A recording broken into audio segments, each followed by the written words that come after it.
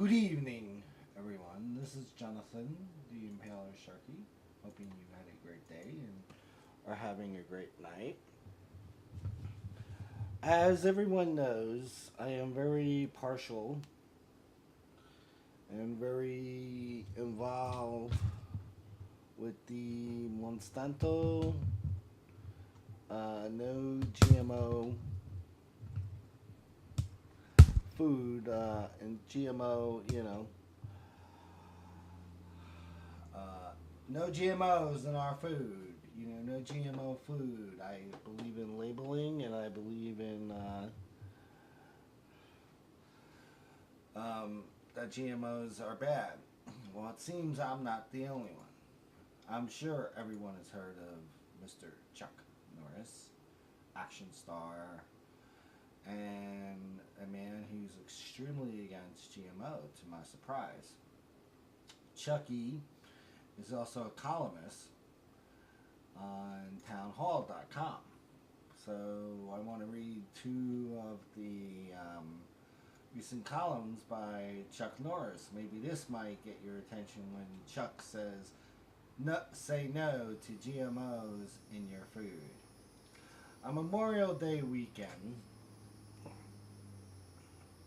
2 million people, it was more than that, Chucky, marched in protest against seed giant Monsanto for the purpose of bringing awareness to the hazards from genetically modified food, yucky, which it and other companies manufacture. Organizer Tammy Canal said protests were held in 436 cities and 52 countries. Yeah, I was part of that. Genetically modified plants are grown from genetically modified or engineered seeds, which are created to resist insecticides and herbicides so that crops can be grown to withstand weed-killing pesticides and or integrate a biological toxin that would ward off pests. Nothing personal. I just think I forget what it was right now, but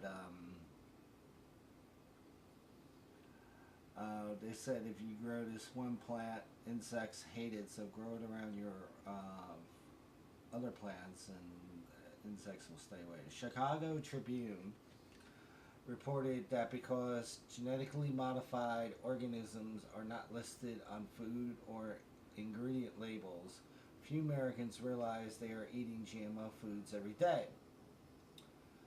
Genetically modified crops constitute 93% of soy, 86% of corn, and 93% of canola seeds planted in the U.S. and are used in about 70% of American processed food. Chucky's on this. The Tribune reported that the Food and Drug Administration, yeah, these guys are so great, has permitted the sale and planting of genetically modified foods for 15 years. Yeah, this goes back to, let's see, 15 years. Who was president 15 years ago? You got,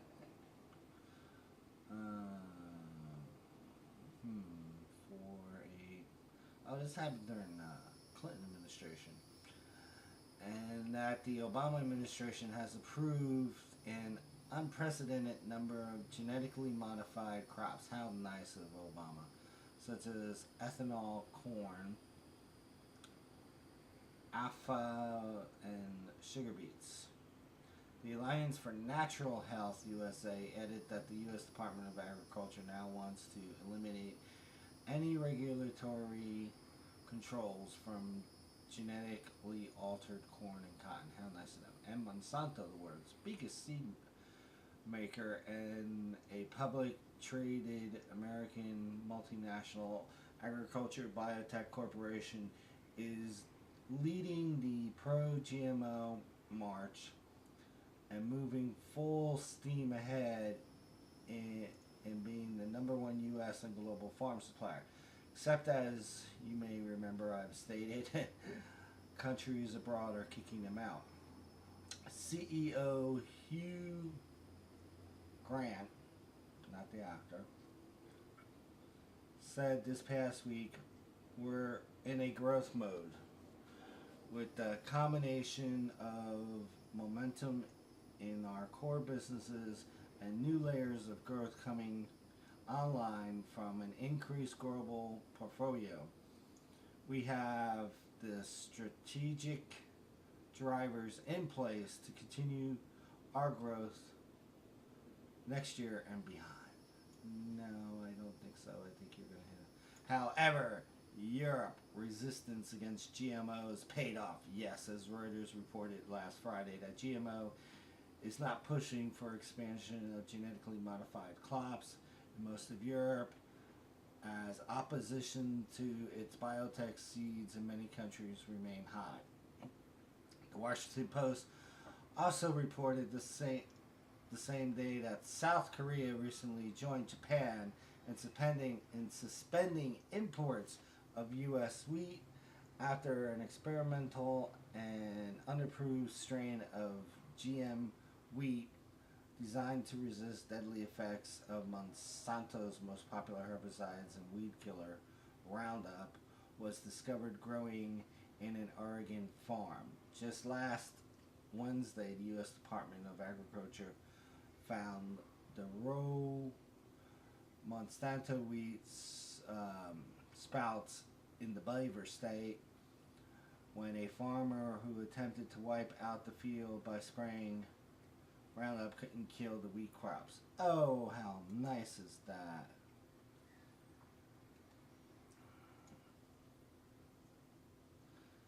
You know, this whole thing is unreal. And Chucky even says it. Say no to this stuff. It continues to say that's a good reason that most European countries, Japan and South Korea, are resisting GMO crops. Business columnist Al Lewis summarized in the dilemma Monsanto faced in his column for Dow Jones Newswires. For Monsanto, it comes down to saving 9 million people expected to populate the planet by 2050. Monsanto is the company that allows farmers to grow more food with less land, water, and energy. But it is also the company that brought us products we now know were far more dangerous than advertised, including insecticide DDT, the toxic industrial chemicals known as PCP, and the Vietnam era Agent Orange, which poisoned our own soldiers with toxins. Ditoxins. Monsanto also brought us saccharin, sweet yet artificial, and known to cause cancer in laboratory rats. People, do you really want this in you? Do you really want this food? Now, this is the article by Chucky that caught my eye because it came out today. That article I just read yesterday. It has a picture of me. Turn my camera over here. I'm going to be so glad when I'm in Russia and stuff. I leave tomorrow night. I'm going to be so happy. I'm going to be so happy. And I can't believe my battery is already running low. But as soon as the twins are old enough, they're going to learn how to work a camera. They're going to be my new camera techs. Look at that. Mickey D's. They're showing Mickey D's. Is your food being poisoned? By Chuck Norris.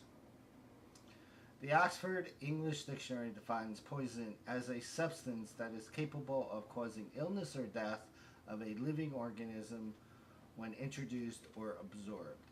Alright, Chucky, so is your fist. Very poisonous. Very deadly. The legal definition of the term is any product or substance that can harm anyone if it is used the wrong way, by the wrong person, or in the wrong amount. The medical conditioning poison is even broader.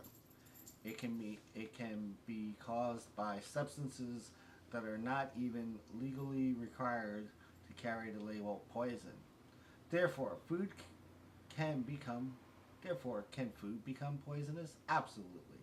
But Chucky says, of course it can if it is infected, tampered with, or altered in any way that causes it to become detrimental to its consumer. In fact, that's what we call food poisoning. But what about the genetic engineering, tampering, or altering of our food supply?